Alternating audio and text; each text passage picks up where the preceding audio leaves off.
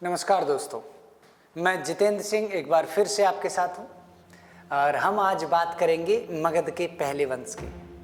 देखो, मगध का एक वीडियो हम बना चुके हैं और मैं ये चाहता हूँ कि अगर आप मगध अच्छे से पढ़ना है, और मैं ये आश्वासन देता हूँ कि जो मगध मैं आपको बता रहा हूँ वो मगध आपने आज से पहले कभी वीडियोज़ में पढ़ा नहीं होगा, पहले तो ये समझ लीजिए, ठीक है। और ये बहुत ही डीप, बहुत अच्छी जानकारी है, 2-3 बार सुनकर भी आप इसे अच्छे से समझ सकते हैं। तो पहला वीडियो जरूर देखें और ये दूसरा वीडियो मगध के बृहद्रथ वंश का है, बृहद्रथ डायनेस्टी का। चलिए शुरुआत करते हैं बृहद्रथ वंश की। हकीकत क्या है? हकीकत ये है कि मगध का पहला वंश बृहद्रथ वंश था। मैंने लास्ट वीडियो में बताया कि उपरचर वसु नाम के एक राजा थे जिन्हें इंद्र ने आदेश दिया था कि आप चेदी पर आक्रमण कर दें, और उन्होंने चेदी पर आक्रमण किया। इंद्र ने उन्हें स्फटिक पत्थर का एक विमान बना कर दिया था। मतलब स्पेस टेक्नोलॉजी थी भाई, ये जो एयरप्लेन वगैरह हैं, एरोप्लेन है, वो बन रहे थे हमारे। बृहद्रथ वंश की बात करते हैं। बृहद्रथ वंश का संस्थापक महाराज बृहद्रथ थे। महाराज बृहद्रथ उपरचर वसु के पुत्र थे और उपरचर वसु चेदी के क्षेत्र में रहा करते थे। इन्होंने जीत लिया था, फिर वहीं रहते थे। फाइनली मगध में किसी क्षेत्र को राजधानी बनाकर रहने वाला जो पहला राजा था वो बृहद्रथ था, इसीलिए बृहद्रथ को मगध का संस्थापक कहते हैं। बृहद्रथ ने मगध की पहली राजधानी गिरिब्रज बनाई थी, और गिरिब्रज आज भी बिहार में है, जिसे राजगीर के नाम से जाना जाता है। आगे चल के इसका नाम चेंज कर दिया गया, राजगीर कर दिया गया। गिरिब्रज महाराज बृहद्रथ की राजधानी। मगध जो था, मैंने लास्ट वीडियो में बताया था कि उसके उत्तर में गंगा नदी, दक्षिण में विंध्य पर्वत, पश्चिम में सोन नदी जिसमें सोने जैसी बालू है।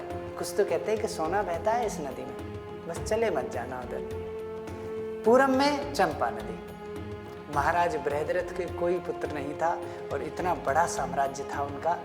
यहाँ पर कृषि अच्छी होती थी, अनाज बहुत अच्छा होता था, क्योंकि 3 तरफ से नदियाँ हैं, फसल की तो कोई कमी थी नहीं। फिर ये वो जगह है जहाँ पे लोहा निकलता है, तो लोहे धातु के हथियार बनाए और आसपास के पड़ोसी देशों में वो भेजे भी जाते थे, एक्सपोर्ट किए जाते थे।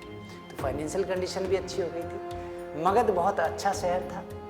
यहाँ पर जंगली जानवरों की संख्या अधिक थी, और मैं आपको बता देता हूँ, वन अधिक होने के कारण, लोहा निकलने के कारण, 3 तरफ से नदियाँ होने के कारण ये सिक्योरिटी पॉइंट ऑफ व्यू से भी सही था। बृहद्रथ जो था उसके कोई पुत्र नहीं था।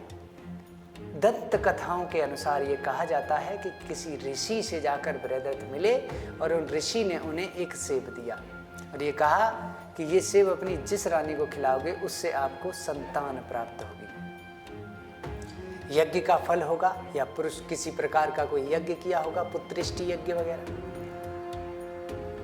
अब उस फल को जब महाराज बृहद्रथ अपनी एक रानी को दे देते हैं तो दूसरी रानी आ जाती है और दोनों रानियां आधा आधा काट कर उस फल को खा लेती हैं। दोनों गर्भवती होती हैं और दोनों के गर्भ से आधा आधा बच्चा पैदा होता है।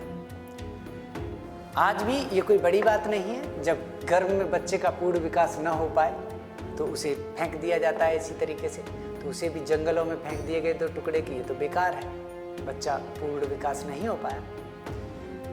उसे जरा नाम की एक तांत्रिकी जो उस समय जंगल में रहा करती थी, ये बहुत अच्छी सर्जन थी, मेंढकों पर एक्सपेरिमेंट किया करती थी।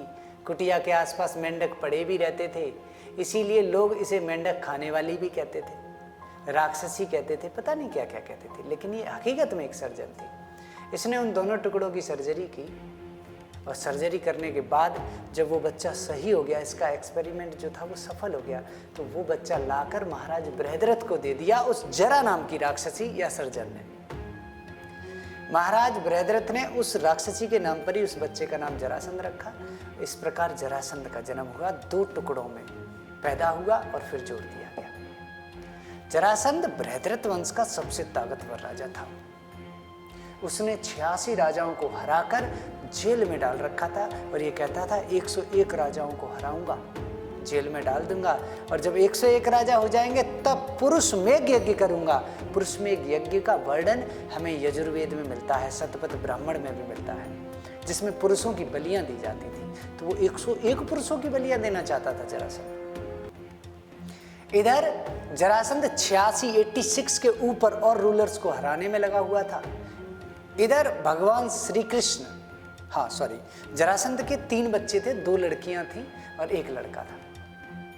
जो 2 लड़कियां थी ना, वो 2 लड़कियों के लिए जब वो वर ढूंढ रहा था, कोई योग्य वर ढूंढ रहा था उनके लिए, तो मथुरा पहुंचा। मथुरा का राजकुमार उस समय कंस था और कंस से ही महाराज जरासंध ने अपनी दोनों लड़कियों की शादी कर दी। कंस कृष्ण जी के मामा थे और कृष्ण जी ने अपने मामा की हत्या की थी, क्योंकि उनके भाइयों की हत्या की थी कंस ने।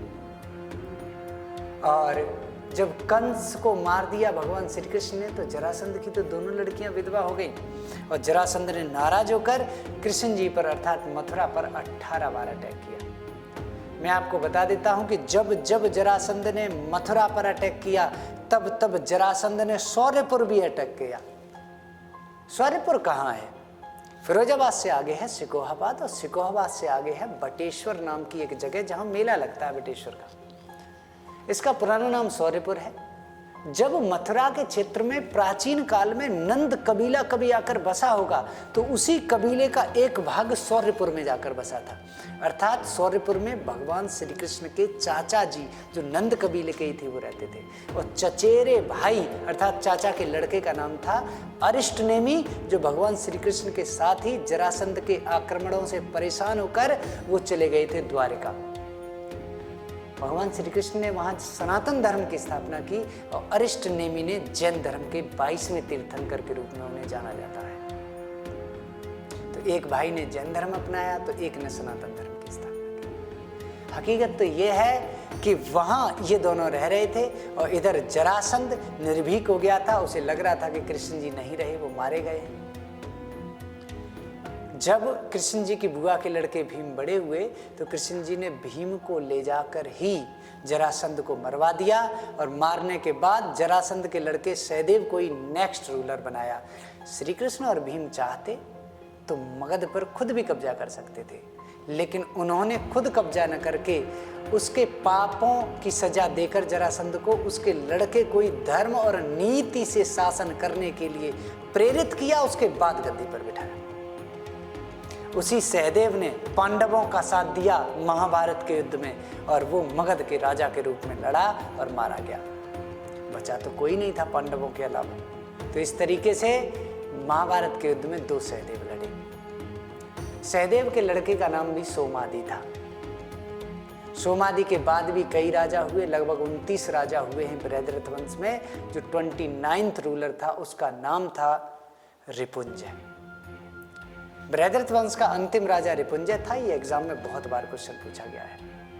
और रिपुंजय की हत्या उसी के मंत्री पुलिक ने कर दी थी और पुलिक ने अपने लड़के प्रघोत को फिर मगध की गद्दी पर बिठाया। तो इस तरीके से आद्य इतिहास में, प्रोटो हिस्ट्री में, मगध पर बृहद्रथ वंश के बाद प्रद्योत वंश आएगा। 2 ही वंश हुए थे आद्य इतिहास में, एक बृहद्रथ वंश जिसके बारे में आपने सुना, एक प्रद्योत वंश। प्रद्योत वंश के बारे में ज्यादा नहीं जानना, ये पुलिक का लड़का था। इस वंश में भी लगभग 16 राजा हुए, 16। और जो 16वां रूलर था उसका नाम था वर्तिवर्धन। क्या नाम था? वर्तिवर्धन। और वर्तिवर्धन को ही मारकर फिर इतिहास शुरू हुआ था और महाराज बिंबिसार ने हर्यक वंश की स्थापना की थी। वर्तिवर्धन से ही मगध छीना था। तो इस तरीके से प्रोटो हिस्ट्री के हमने 2 वंश पढ़े हैं, एक बृहद्रथ वंश और दूसरा प्रद्योत वंश।